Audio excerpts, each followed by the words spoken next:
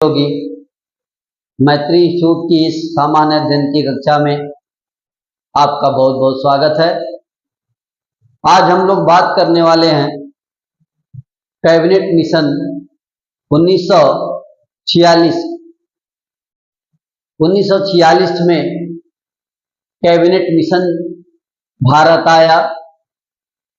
Cabinet mission योजना क्या है, ये सारी बात हमें इसमें जानना है। सबसे पहले कैबिनेट मिशन की थोड़ी सी भूमिका जान लिया जाए। आप पिछली कक्षा में पढ़ चुके हैं।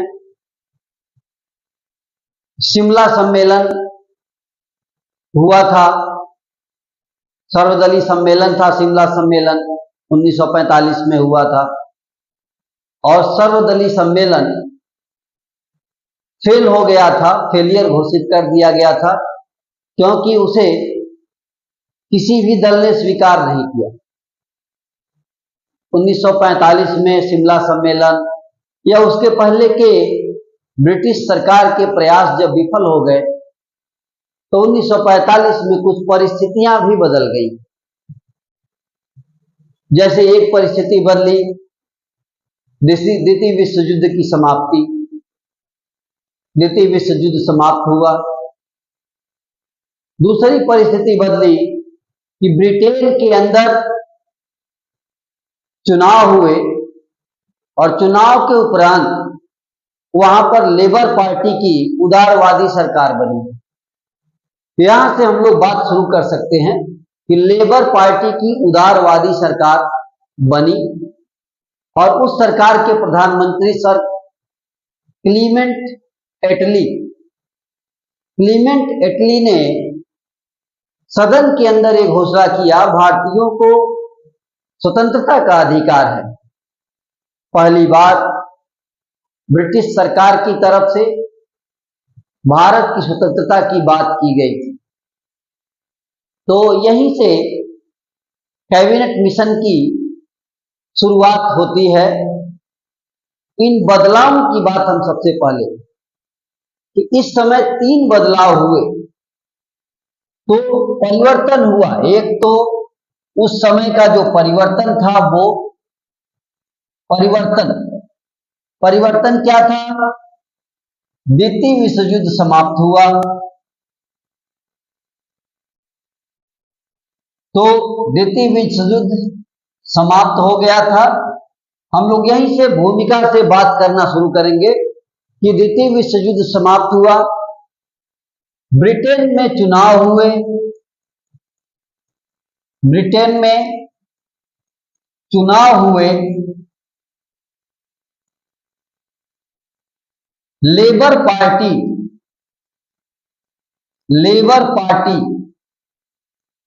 इसे उदारवादी दल कहते हैं,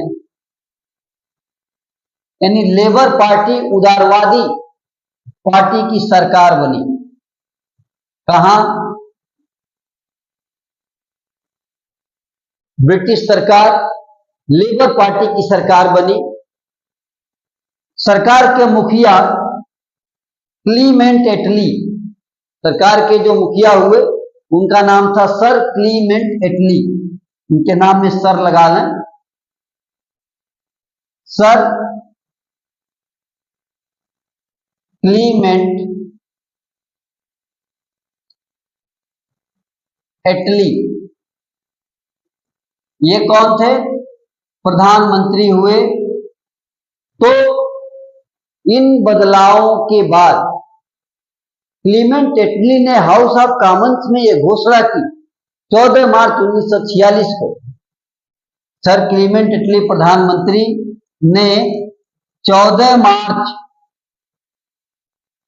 1946 को 1946, हम इस डेट को इधर लिख लेते हैं, थोड़ा सा देखने में दिक्कत हो सकती है। 14 मार्च यह डेट हुआ। 14 मार्च 1946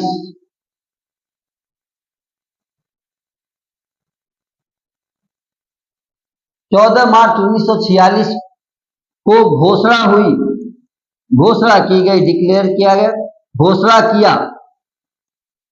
क्या घोषणा किया? वो भी घोषणा कहां किया? हाउस ऑफ कॉमन्स में, house of Commons, house of Commons के अंदर कि भारतीयों को स्वतंत्रता का अधिकार है, स्वतंत्रता का अधिकार है। ये घोषणा थी क्लीमेंट एटली की हाउस ऑफ कॉमन्स में भारत के संदर्भ में। यानी उन्होंने ये मान लिया कि भारत को स्वतंत्र कर देना चाहिए, और स्वतंत्र कर देना चाहिए। उन्होंने न केवल इस बात को कहा बल्कि इस संदर्भ में उन्होंने प्रयास भी किया। सर क्लीमेंट एटली ने अपने कैबिनेट के 3 सदस्य, कैबिनेट मंत्रियों के 3 सदस्यों को भारत एक मिशन के रूप में भेजा, और वही मिशन कैबिनेट मिशन के नाम से जाना जाता है। तो कैबिनेट के 3 सदस्य, हम लोग अगले पृष्ठ पर इसको देख लें कि कैबिनेट के 3 सदस्यों को उन्होंने भेजा। तो हाउस ऑफ कॉमन्स में जो घोषणा की, उस घोषणा के पश्चात उन्होंने जो भेजा, तो कैबिनेट के 3 सदस्य, कैबिनेट के 3 सदस्यों के नाम, एक नाम से आप पहले से परिचित हैं, सर स्टेफर्ड क्रिप्स। एक नाम कौन है? तो एक व्यक्ति है सर स्टेफर्ड क्रिप्स, वही क्रिप्स मिशन वाले स्टेफर्ड क्रिप्स। ये उस समय व्यापार मंडल के अध्यक्ष हुआ करते थे, व्यापार बोर्ड के अध्यक्ष थे। व्यापार बोर्ड के अध्यक्ष थे। इन्हें उस मिशन में एक सदस्य के रूप में लिया गया। दूसरे सदस्य थे Lord Pethick Lawrence, Lord Pethick Lawrence, ये लॉर्ड पैथिक लॉरेंस थे, और इनका जो पद था वो भारत सचिव का पद था। भारत सचिव, भारत सचिव थे, और मिशन के अध्यक्ष भी थे, मिशन के अध्यक्ष। यानी पैथिक लॉरेंस की अध्यक्षता में ही ये मिशन, कैबिनेट मिशन लाया गया। तीसरे सदस्य जो थे उनका नाम था A.V. एलेक्जेंडर। तीसरे सदस्य A.V. एलेक्जेंडर, ये तीसरे सदस्य थे। ये उस समय नौसेना मंत्री थे, नौसेना मंत्री, या नौसेना के विभाग को देख रहे थे। तो इस प्रकार इन 3 सदस्यों को भारत एक मिशन के रूप में मार्च 1946 में एक मिशन के रूप में इन्हें भेजा गया, जिसके अध्यक्ष कौन थे? लॉर्ड पैथिक लॉरेंस, ये इसके अध्यक्ष थे। 24 मार्च 1946 ये मिशन, कैबिनेट मिशन इसी से बना। कैबिनेट मिशन 24 मार्च 1946 को दिल्ली पहुंचा। तो ये दिल्ली पहुंचा, कब पहुंचा? 24 मार्च 1946 को।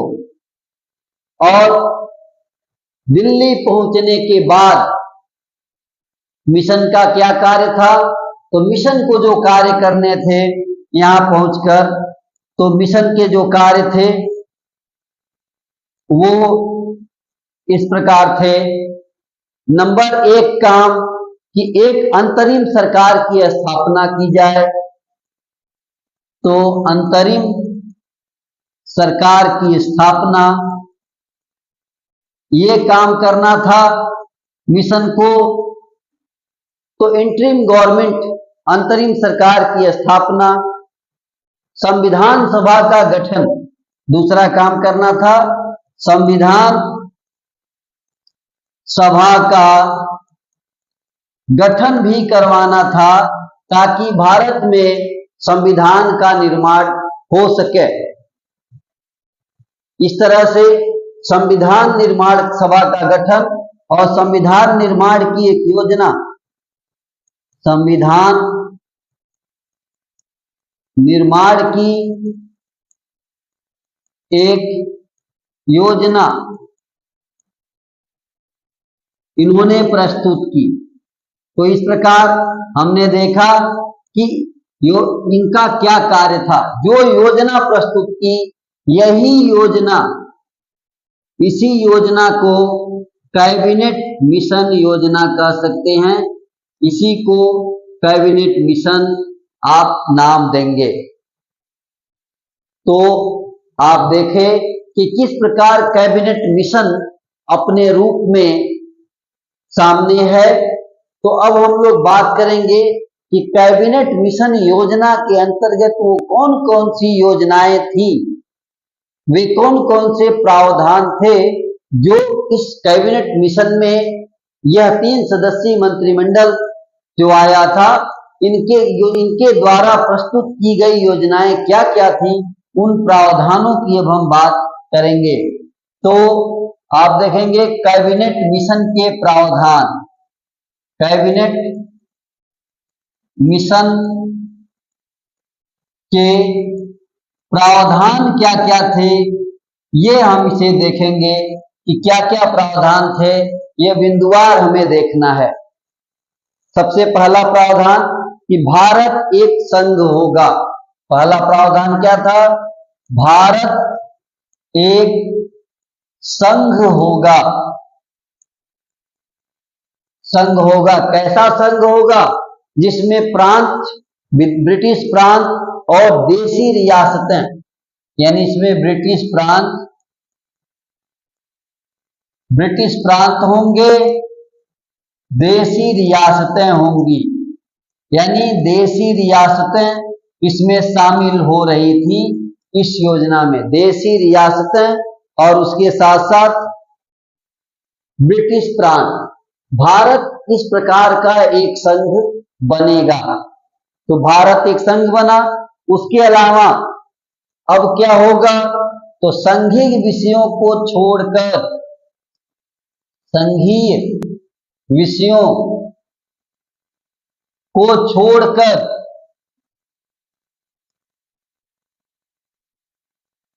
सभी विषय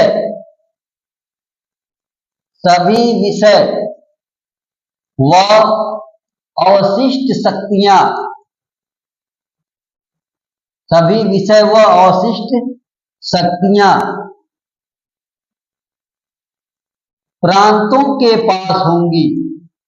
प्रांतों को, किसको दिया गया? प्रांतों को। अवशिष्ट शक्तियां प्रांतों को निहित होंगी, प्रांतों को दे दिया गया। केवल संघीय विषय केंद्र को अर्थात संघ को होगा। बाकी जो विषय या अवशिष्ट विषय होंगे वो सब के सब प्रांतों को दे दिए जाने थे। तीसरी बात, भारत की एकता महत्वपूर्ण है, यानी भारत की एकता बनाई रखी जाएगी, बनाई रखी जाएगी। मतलब मुस्लिम लीग के पाकिस्तान के मांग को ठुकरा दिया गया। मतलब मुस्लिम लीग का जो पाकिस्तान का मांग था, तो मुस्लिम लीग का पाकिस्तान का मांग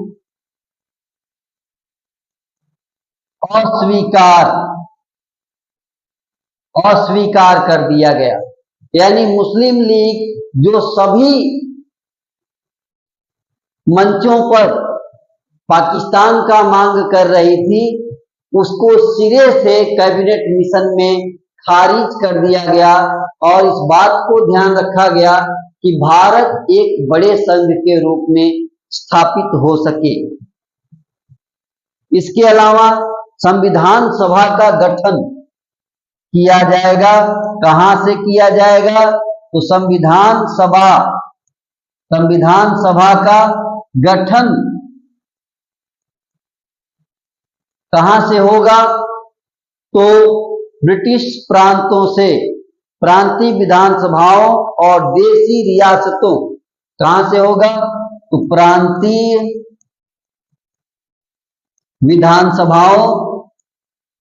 प्रांतीय विधानसभा, उसके अलावा देशी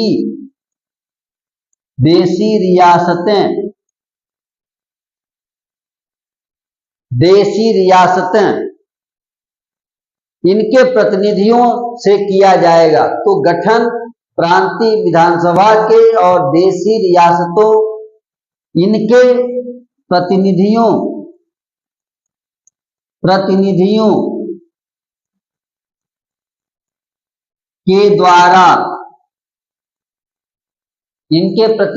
के द्वारा इन्हें चुना जाएगा। कैसे? प्रतिनिधियों के द्वारा अप्रत्यक्ष निर्वाचन प्रणाली से, के द्वारा अप्रत्यक्ष निर्वाचन प्रणाली द्वारा चुनाव होगा। तो आपने देखा कि संविधान सभा का गठन होगा। संविधान सभा के जो सदस्य होंगे वो कहां से आएंगे? तो वो प्रांतीय विधानसभाओं के सदस्य और देशी रियासतों के सदस्य, ये मिल करके, इनके प्रतिनिधि मिल करके अप्रत्यक्ष निर्वाचन प्रणाली के माध्यम से संविधान सभा का गठन करेंगे, संविधान सभा के सदस्यों का चुनाव करेंगे। चुनाव के बारे में थोड़ा सा बातें हैं कि जो चुनाव होगा, वो सामान्यतया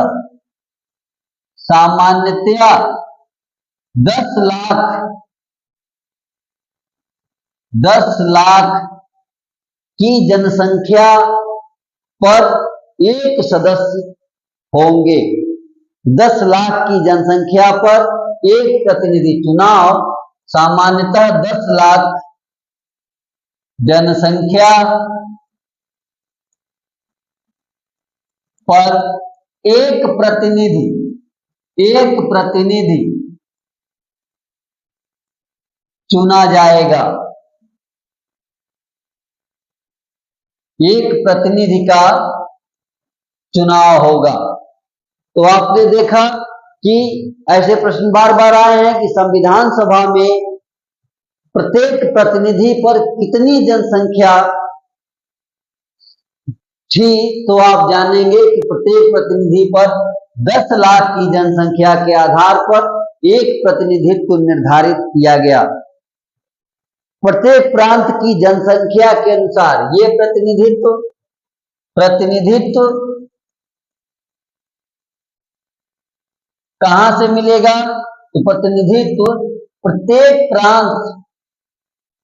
प्रत्येक प्रांत की जनसंख्या, प्रत्येक प्रांत में जनसंख्या के आधार पर प्रतिनिधियों का आवंटन होगा, इसका तात्पर्य। और प्रतिनिधित्व कैसे होगा? प्रत्येक प्रांत की जनसंख्या के आधार पर आवंटन होगा। तो प्रतिनिधित्व जो होगा वो जनसंख्या के आधार पर उसका आवंटन होगा। जनसंख्या कितनी होगी? 10 लाख।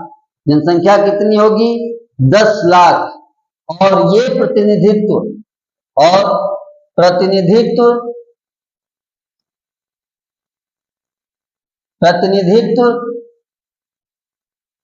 ये जो है वो समुदायों के बीच, प्रतिनिधित्व समुदायों के बीच जनसंख्या के आधार पर विभक्त होंगे। ये जनसंख्या के आधार पर विभक्त हैं। तो प्रांतों की जनसंख्या और प्रांतों की जनसंख्या में जो समुदाय हैं उनकी जनसंख्या देखते हुए प्रत्येक समुदाय को उनके जनसंख्या के अनुपात में स्थान का आवंटन किया गया। इस प्रकार प्रत्येक समुदाय के प्रतिनिधि विधानमंडल से अपने समुदाय के सदस्य द्वारा ही चूंकि चुने गए थे, इस तरह से आप देखेंगे कि हर समुदाय से उनकी जनसंख्या के आधार पर सदस्य आ रहे हैं। हाँ, यहाँ एक है कि मान्यता प्राप्त समुदाय, यहाँ ये जान लें कि मान्यता प्राप्त जो समुदाय थे वो कौन कौन थे जिनकी बात यहाँ हो रही है। तो मान्यता प्राप्त समुदायों की संख्या 3 थी। एक सामान्य, दूसरे मुस्लिम और तीसरे सिख।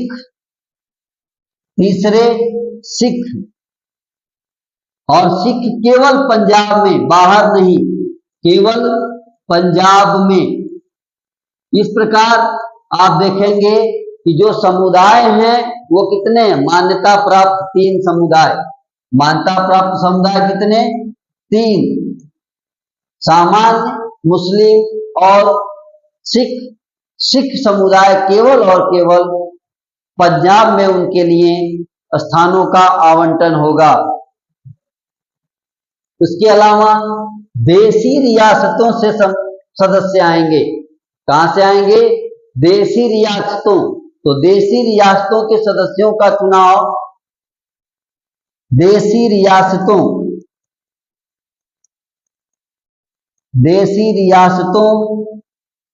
के सदस्यों का चुनाव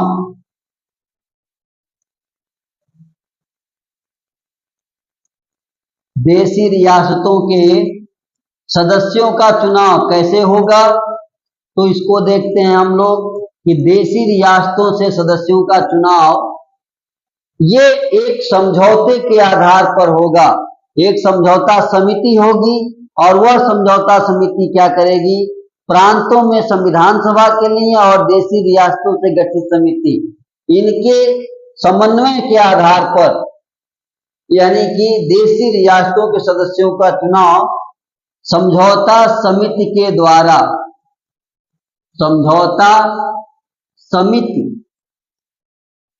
द्वारा किया जाएगा।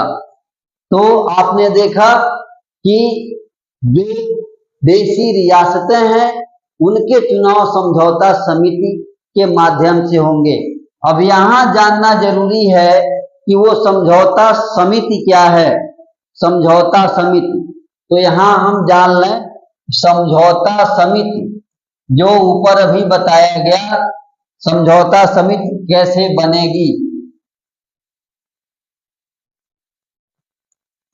तो समझौता समिति के अंदर 2 पक्ष हो रहे हैं। समझौता समिति यानी प्रांतों से संविधान सभा के लिए चुने गए सदस्य।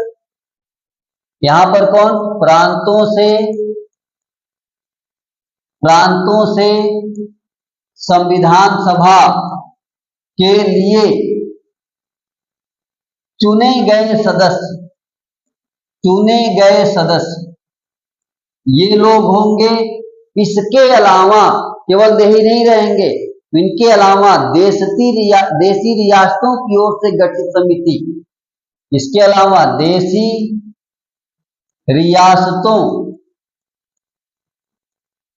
से गठित समिति, इस तरह से गठित समिति इनके बीच पारस्परिक संबंध, पारस्परिक समझौते के आधार पर देशी रियासतों के सदस्यों को चुनना था। तो हमने देखा कि प्रांतों के सदस्य, देशी रियासतों के सदस्य, ये दो सदस्यों का चुनाव संविधान सभा के लिए किस प्रकार हुआ। इसके अलावा हम देखेंगे कि संविधान सभा की कुल सदस्य संख्या, संविधान सभा की कुल सदस्य संख्या कितनी होगी?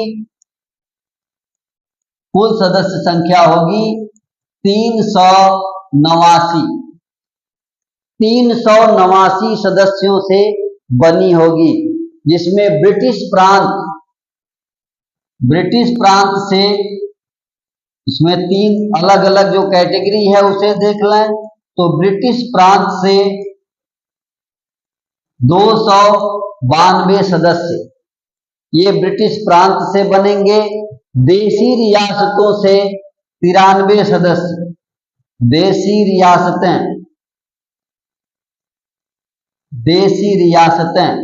93 सदस्य। 4 सदस्यों को कमिश्नरियों से लेना है।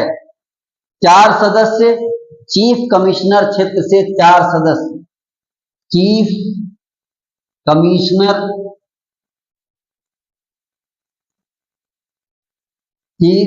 कमिश्नर की तरफ से, चीफ कमिश्नर से 4 सदस्य, चीफ कमिश्नर क्षेत्र से 4 सदस्य, क्षेत्र यहां से 4 सदस्य। इस प्रकार सदस्यों की संख्या निर्धारित की गई। तो आपने देखा कि कुल सदस्य संख्या 389। इस तरह से आप देखेंगे कि 2, 3, 5, 4, 9 सदस्य, 9 और 9 18 और 2, 1, 3, तो 389 कुल सदस्य संविधान सभा के लिए इस प्रकार आएंगे। इसमें भी एक बंटवारा समझ लेना जरूरी है। कैसे? ये ब्रिटिश प्रांतों के 296, कैसे 296 होंगे? तो 4 ब्रिटिश प्रांतों के सदस्य, यहां ब्रिटिश प्रांत 292, कमिश्नरी क्षेत्र को मिलाकर अगर देखा जाए तो 296। तो अलग से देखते हैं कि ब्रिटिश प्रांत के, अलग से इनको देखते हैं कि ब्रिटिश प्रांत के 296 कैसे? 292 प्लस 4, 292 प्लस 4 सदस्य। 4 का मतलब समुदाय के आधार पर विभाजन है। तो इस तरह से ब्रिटिश प्रांत के 296 सदस्यों का सामुदायिक विभाजन, समुदाय के आधार पर विभाजन, सामुदायिक विभाजन, ये देखना है हमें। सामुदायिक विभाजन इनका क्या है? तो समुदाय में चलें तो सामान्य 213, सामान्य 213, मुस्लिम 79, मुस्लिम 79 सदस्य, और सिख सदस्य 4, और सिख ये 4। इस प्रकार कुल मिला के 296 सदस्य। ये सामुदायिक डिवीजन है, सामुदायिक बंटवारा, कि ब्रिटिश प्रांत के सदस्यों को समुदाय के आधार पर कितनी प्रतिनिधित्व प्राप्त हुए थे। इस प्रकार हमने देखा कि अलग अलग विभाग से, अलग अलग क्षेत्र से, अलग अलग समुदाय से संविधान सभा के लिए सदस्यों का चुनाव हुआ। आगे बढ़ते हैं हम लोग। संविधान सभा के जो सदस्य हुए उनके चुनाव के पश्चात तो ब्रिटिश जो भारतीय प्रांत थे उनके 3 भाग बने थे। ये देख लें कि ब्रिटिश भारतीय प्रांत, ब्रिटिश भारतीय प्रांतों के 3 भाग। जी हाँ, कैबिनेट मिशन में ब्रिटिश भारतीय प्रांतों के 3 भाग बनाए गए। 3 भाग, 3 भाग कौन? क, ख और ग। क में 6 राज्य, ख में 3 राज्य और ग में 2 राज्य सम्मिलित किए गए। यानी आपने देखा कि ब्रिटिश भारतीय प्रांतों के 3 भाग कैबिनेट मिशन में प्रस्तुत किए गए, क, ख और ग। क में 6 राज्य हैं। 6 राज्यों के नाम देख लें। मद्रास, मुंबई, संयुक्त प्रांत, मद्रास, मुंबई, संयुक्त प्रांत, संयुक्त प्रांत जो आज का उत्तर प्रदेश है, संयुक्त प्रांत आज का उत्तर प्रदेश। इसमें 6 राज्य थे। संयुक्त प्रांत बिहार, मध्य प्रांत और उड़ीसा। बिहार, मध्य प्रांत, उड़ीसा। इस प्रकार 6 प्रांत समूह क में रखे गए, वर्ग क में रखे गए। वर्ग ख में पश्चिमोत्तर सीमा प्रांत पंजाब और सिंध को रखा गया। पश्चिमोत्तर सीमा प्रांत, पश्चिमोत्तर सीमा प्रांत पंजाब और सिंध, इन्हें रखा गया। इसके अलावा तीसरे प्रकार के जो वर्ग हैं, इसमें 2 प्रांत, इसमें असम और बंगाल को रखा गया। इसमें असम को रखा गया और बंगाल को रखा गया। इस प्रकार भारत में जो संपूर्ण भारत का जो ब्रिटिश प्रांतीय हिस्सा था, उनके 3 वर्ग बनाए गए, क, ख और ग। और तीनों प्रांतों में इस प्रकार राज्यों को समायोजित किया गया। प्रांतों के लिए अलग से संविधान बनाने का प्रावधान। अगला जो प्रावधान था कैबिनेट मिशन में वो क्या था कि प्रांतों के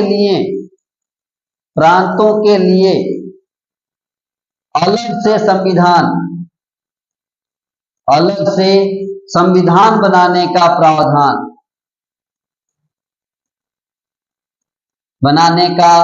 प्रावधान रखा गया था।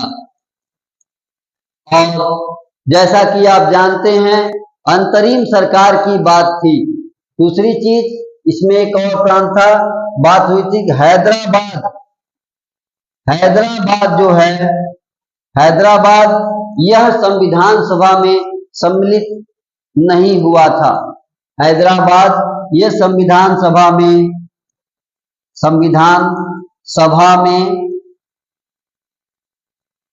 सम्मिलित नहीं हुआ था। तो इसे अलग से नोट करके रखेंगे कि ये सम्मिलित नहीं हुआ।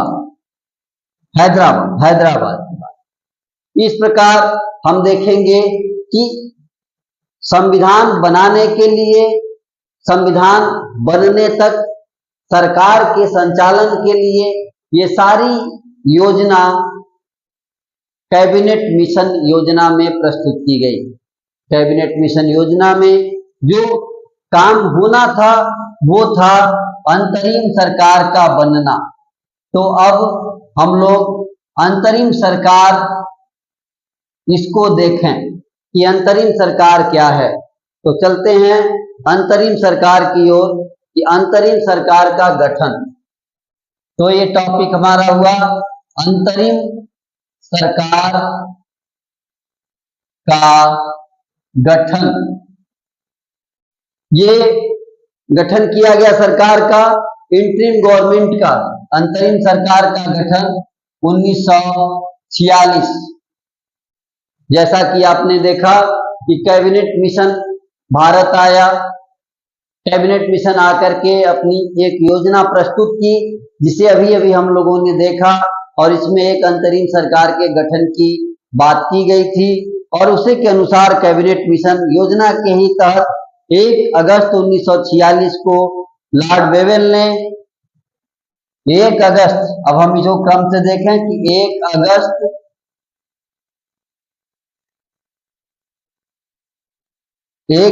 1946 यही वो दिन था, निमंत्रण मिला कांग्रेस अध्यक्ष जवाहरलाल नेहरू को, कांग्रेस अध्यक्ष जवाहरलाल नेहरू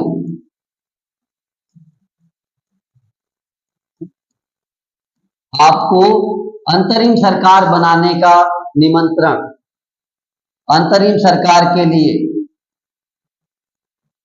अंतरिम सरकार के लिए निमंत्रण मिला 1 अगस्त 1946 को। 24 अगस्त 1946 को, बिल्कुल टाइमलाइन देख लें, 24 अगस्त 1946 अंतरिम सरकार की घोषणा कर दी गई, अंतरिम सरकार की घोषणा कर दी गई। और इसके साथ कार्य आगे बढ़ा और 2 सितंबर 1946 को, 2 सितंबर 1946, 2 सितंबर 1946 को पंडित जवाहरलाल नेहरू के नेतृत्व में, पंडित जवाहरलाल नेहरू के नेतृत्व में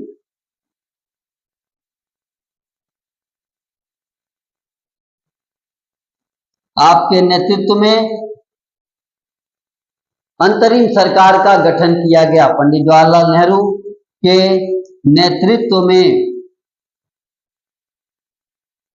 अंतरिम सरकार का गठन, अंतरिम सरकार का गठन कर दिया गया। अंतरिम सरकार में 13 सदस्य, 2 सितंबर 1946 को अंतरिम सरकार के सदस्य 13, अंतरिम सरकार में के सदस्य कितने? 13 सदस्यों में ध्यान रहे कि अंतरिम सरकार के अध्यक्ष, आप बात करेंगे कि अंतरिम सरकार के अध्यक्ष कौन बने, तो अध्यक्ष जो है वायसराय ही थे, अध्यक्ष viceroy Lord Wavell, Lord Wavell आप इसके अध्यक्ष थे अंतरिम सरकार के। पंडित जवाहरलाल नेहरू इसके उपाध्यक्ष थे, उपाध्यक्ष। ये प्रश्न पूछे जा चुके हैं, पंडित जवाहरलाल नेहरू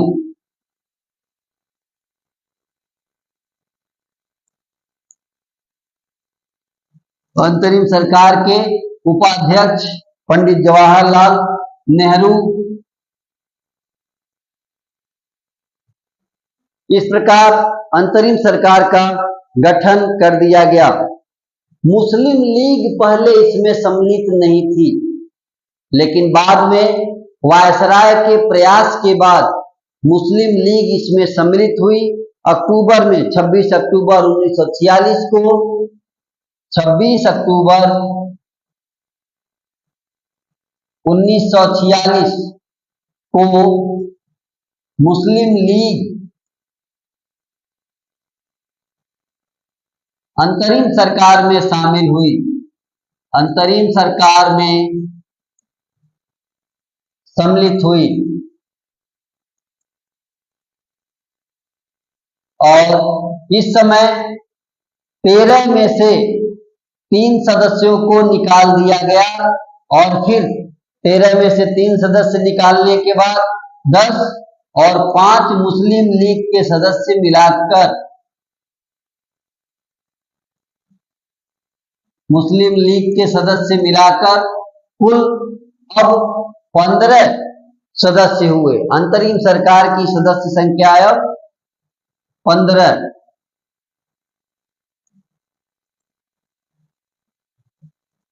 तो इस प्रकार अक्टूबर में हम देख रहे हैं कि अंतरिम सरकार की सदस्य संख्या 15 हुई।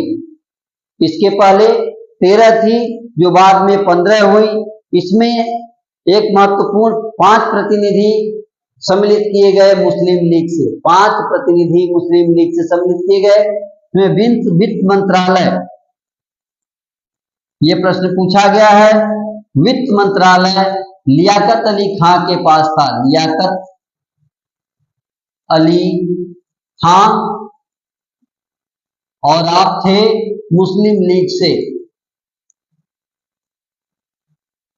तो मुस्लिम लीग के लियाकत अली खां, इनको वित्त मंत्रालय जैसा महत्वपूर्ण पद दिया गया। अब मुस्लिम लीग सम्मिलित तो हो गई, परंतु मुस्लिम लीग के सम्मिलित होने का जो उद्देश्य था वो यही था कि सरकार के भीतर शामिल होकर, सरकार के भीतर सम्मिलित होकर अंतरिम सरकार को विफल कर देना और पाकिस्तान की मांग को पुरजोर उठाना। क्योंकि कैबिनेट मिशन योजना में पाकिस्तान की मांग पूरी तरह से खारिज कर दी गई थी। ऐसी दशा में मुस्लिम लीग अंतरिम सरकार में सम्मिलित होकर अंतरिम सरकार को फेल करने का प्रयास की और अंततः इस सारे प्रयास से अंततः अंतरिम सरकार असफल साबित हुई। अंततः अंतरिम सरकार असफल हुई, जैसा कि मुस्लिम लीग करना चाहती थी। इसके बारे में डॉक्टर अंबेडकर ने कहा था, डॉक्टर अंबेडकर ने इस अंतरिम सरकार के बारे में जो उक्ति कही थी वो कि यह एक देश की सरकार जिसे 2 राष्ट्र चला रहे हैं। इसके बारे में डॉक्टर अंबेडकर का कथन कि यह एक देश की सरकार है जिसे 2 राष्ट्र चला रहे हैं। यह इसे याद रखेंगे, यह एक देश की सरकार है, एक देश की सरकार है जिसे 2 राष्ट्र चला रहे हैं।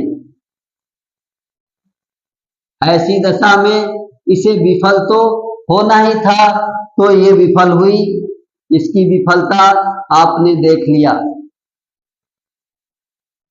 इस प्रकार भारत में अंतरिम सरकार का जो कार्य था वो यहां पर आकर के विफल हो जाता है। आगे की घटना संविधान निर्माण के हम लोग अगली कक्षा में देखेंगे। हाँ, इस पूरी घटनाक्रम का रिवीजन कर लेते हैं कि क्या हम लोगों ने पढ़ा, एक बार पूरी शुरू से देख लिया जाए, जिससे सबको फिर से बातें स्पष्ट हो जाएं। बड़े आराम से बातों को किया जाए, जैसे कि कैबिनेट मिशन योजना या कैबिनेट मिशन 1946 ये क्या है। तो शुरुआत किया गया कि 1946 के दौरान, 45-46 के दौरान जो बदलाव हुए, तो दूसरा विश्व युद्ध खत्म हुआ था। उसके साथ साथ ब्रिटेन के अंदर चुनाव हुए और चुनाव में लेबर पार्टी, जो उदारवादी पार्टी कही जाती है, लेबर पार्टी की जीत हुई थी। लेबर पार्टी ने सरकार बनाई और सरकार के प्रधानमंत्री सर क्लीमेंट एटली बने। क्लीमेंट एटली जो एक उदारवादी प्रवृत्ति के थे, उन्होंने हाउस ऑफ कॉमन्स में घोषणा की कि भारतीयों को स्वतंत्रता का अधिकार है। पहली बार किसी ब्रिटिश निकाय से या इतने बड़े स्तर पर किसी ने इस बात को स्वीकार किया कि भारतीयों को स्वतंत्र होने का अधिकार है। ऐसी दशा में उन्होंने क्या किया, क्लीमेंट एटली ने सदन में जो बात कही थी उसका अमल करते हुए उन्होंने अपने कैबिनेट मंत्रालय के 3 सदस्यों को चुना। 3 सदस्य में सर स्टेफर्ड क्रिप्स साहब व्यापार बोर्ड के अध्यक्ष थे। एक सदस्य लॉर्ड पैट्रिक लॉरेंस, ये भारत सचिव थे और यही कैबिनेट मिशन के अध्यक्ष बनाए गए। तीसरे सदस्य एवी अलेक्जेंडर थे, ये नौसेना मंत्री थे। इस तरह से तीनों कैबिनेट सदस्यों द्वारा कैबिनेट मिशन बना। कैबिनेट मिशन 24 मार्च 1946 को दिल्ली आता है। दिल्ली आने के बाद कैबिनेट मिशन ने क्या कार्य किया, तो कैबिनेट मिशन को अंतरिम सरकार बनानी थी, संविधान सभा का गठन करना था और संविधान सभा के निर्माण के लिए एक पूरी योजना प्रस्तुत करनी थी। कैबिनेट मिशन ने जो पूरी योजना प्रस्तुत की, पूरा खाका प्रस्तुत किया, वह खाका ही कैबिनेट मिशन के नाम से जाना जाता है, जिसे कैबिनेट मिशन योजना कह सकते हैं। क्या था कैबिनेट मिशन के जो प्रावधान थे, वो अब हम लोग देखेंगे। इसके प्रावधान थे, पहला प्रावधान था कि भारत एक संघ होगा। भारत क्या होगा, एक संघ होगा। संघ में ब्रिटिश प्रांत भी होंगे, देशी रियासतें भी भारत संघ में ही रहेंगी। तो इस तरह से देशी रियासतों को इसमें सम्मिलित होने की बात की गई थी। दूसरा प्रावधान था कि संघीय विषय, जो विषयों के बंटवारे थे, तो संघीय विषय को छोड़कर सभी विषय और अवशिष्ट शक्तियां ये प्रांतों को दे दी गई थी या देने की बात की गई थी। प्रांतों को देने की बात की गई। भारत की एकता को बनाए रखने की बात भी इसमें रखी गई थी। मुस्लिम लीग की जो पाकिस्तान की मांग थी, उसे ठुकरा दिया गया था। कहा गया कि भारत की एकता के बदले हम ऐसा कुछ नहीं दे सकते। भारत की एकता उस समय ब्रिटिश के लिए इंपॉर्टेंट हुई। संविधान सभा का गठन किया जाएगा। एक अगला प्रावधान, तो संविधान सभा का गठन कैसे होगा, ये आप ध्यान देंगे। संविधान सभा का गठन प्रांतीय विधानसभा और देशी रियासतें, इन दोनों से मिलकर किया जाएगा। यानी प्रांतीय विधानसभा के प्रतिनिधि क्या करेंगे, ये दोनों प्रतिनिधि, देशी रियासतों के प्रतिनिधि, ये दोनों संविधान सभा के सदस्यों का अप्रत्यक्ष निर्वाचन प्रणाली से चुनाव करेंगे। तो अप्रत्यक्ष निर्वाचन प्रणाली के माध्यम से संविधान सभा के सदस्यों का चुनाव होना था। चुनाव जो थे वो 10 लाख की जनसंख्या पर एक प्रतिनिधि निर्धारित किया गया। यानी एक जनसंख्या का भी अनुपात रखा गया और प्रत्येक 10 लाख की जनसंख्या पर संविधान सभा के अंदर एक प्रतिनिधि को रखने की व्यवस्था कैबिनेट मिशन में की गई। प्रतिनिधित्व जो होगा वो प्रत्येक प्रांत की जनसंख्या के आधार पर, चूंकि 10 लाख की जनसंख्या निर्धारित हो गई, तो 10 लाख की जनसंख्या एक टोटल जनसंख्या प्रांत की जैसी होगी, उसी के अनुसार संविधान सभा के सदस्य का चुनाव होगा। प्रतिनिधित्व के लिए समुदायों के बीच में भी जनसंख्या के आधार पर वो बंटवारा होगा। यानी जिस समुदाय की जितनी जनसंख्या होगी संविधान सभा में, उसे उतनी सीट प्राप्त होगी। प्रांतों में मान्यता प्राप्त समुदाय जो थे, जिन समुदायों की बात हो रही है, जिनके बीच सीट बट रहे हैं, तो 3 समुदाय, सामान्य, मुस्लिम और सिख, ये 3 मान्यता प्राप्त समुदाय थे और इन्हीं तीनों मान्यता प्राप्त समुदायों के बीच में ये प्रतिनिधित्व बांटे जाने थे। सिखों के बारे में है कि सिख केवल पंजाब प्रांत में ही इस समुदाय के लिए सीटों का आवंटन होना था। देशी रियासतों की बात कर लें तो देशी रियासतों से जो सदस्यों का चुनाव होगा वो एक समझौता समिति करेगी। अब समझौता समिति क्या करेगी, कौन है समझौता समिति, ये देख लें कि समझौता समिति जो होगी तो एक तो प्रांतों से संविधान के लिए चुने गए सदस्य और देशी रियासतों में गठित समिति, इन दोनों के माध्यम से जो सामंजस्य निकाल करके जो सदस्य स्पष्ट किए जाएंगे उन्हीं सदस्यों को संविधान सभा के सदस्य के रूप में निर्वाचित किया जाएगा। इस तरह से संविधान सभा का निर्माण होगा। संविधान सभा की कुल सदस्य संख्या 389 होनी है। कैबिनेट मिशन ने 389 सदस्यों की संख्या रखी, जिसमें ब्रिटिश प्रांत के सदस्य 292, देशी रियासतों से 93 और चीफ कमिश्नर क्षेत्र से 4 सदस्य, कुल मिला के 389 सदस्यों को संविधान सभा में होना था। इसके अलावा ब्रिटिश क्षेत्र के ब्रिटिश प्रांतों के 296 सदस्य, जो ब्रिटिश प्रांत और चीफ कमिश्नर ये दोनों जो कहीं न कहीं से ये भी ब्रिटिश प्रांत थे, तो कुल सदस्यों को जो सामुदायिक विभाजन है उसे देखते हैं कि सामुदायिक विभाजन भी किस प्रकार किया गया। तो सामान्य समुदाय से 213, मुस्लिम से 79 और सिखों से 4, कुल मिलाकर के 296 सदस्य जो ब्रिटिश प्रांत से आने थे, उनका सामुदायिक विभाजन इस प्रकार रहा। इस प्रकार कैबिनेट मिशन योजना ने संविधान सभा के गठन का प्रारूप तैयार किया और इस तरह से ब्रिटिश प्रांत में आए। ब्रिटिश प्रांतों से 3 भाग उनके भी बनाए गए। कैबिनेट मिशन योजना के अंदर ब्रिटिश प्रांतों को का 3 भाग बनाया गया। ब्रिटिश प्रांतों के जो 3 भाग बने, क, ख और ग 3 भाग बने। क में 6 राज्य थे, ख में 3 प्रांत और ग में 2 प्रांत थे। प्रांतों को देख लें कि क समूह क के जो 6 प्रांत थे वो मद्रास, मुंबई, संयुक्त प्रांत जिसे हम उत्तर प्रदेश के नाम से जानते हैं, बिहार, मध्य प्रांत और उड़ीसा, ये पहली श्रेणी के अर्थात क श्रेणी के राज्य। ख श्रेणी में 3 राज्य, पश्चिमोत्तर सीमा प्रांत, पंजाब और सिंध इसमें थे। तो ग श्रेणी में असम और बंगाल को रखा गया था। इस प्रकार ये ब्रिटिश प्रांतों का विभाजन जो 3 भागों में किया गया। प्रांतों के लिए एक अलग संविधान बनाने का प्रावधान था, ये स्वयं में ठीक नहीं। उसके अलावा हैदराबाद एक ऐसी रियासत थी जहां से कोई प्रतिनिधि संविधान सभा में सम्मिलित नहीं हुआ। अभी तक हम लोगों ने संविधान सभा बनाया।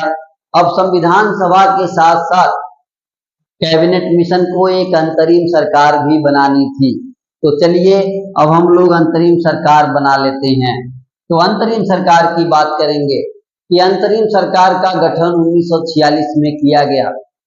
अब अंतरिम सरकार के बारे में कि 1 अगस्त 1946 को कांग्रेस का नेतृत्व कर रहे, कांग्रेस की अध्यक्षता कर रहे पंडित जवाहरलाल नेहरू को अंतरिम सरकार बनाने का न्योता दिया गया, निमंत्रण दिया गया। तो अंतरिम सरकार के गठन के लिए इन्हें निमंत्रण मिला। 24 अगस्त को अंतरिम सरकार की घोषणा कर दी गई और 2 सितंबर को अंतरिम सरकार का गठन कर दिया गया पंडित जवाहरलाल नेहरू के नेतृत्व में।